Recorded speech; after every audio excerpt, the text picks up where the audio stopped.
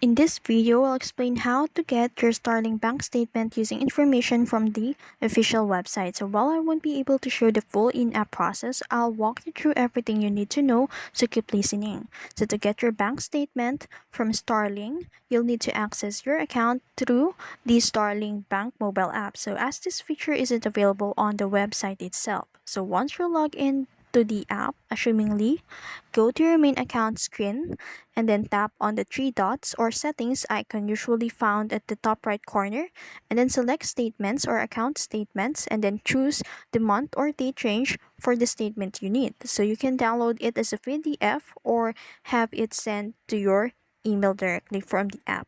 So these PDF statements are the official documents and you can use them for things like visa applications, loan approvals, or any purposes that requires proof of funds. So since I don't have an access to a live Starling account and the process is done inside the app, I can't visually show the remaining screens, but now you know exactly where to go and what to do once you're inside. So the link to the official Starling Bank support page is in the video description below for more details.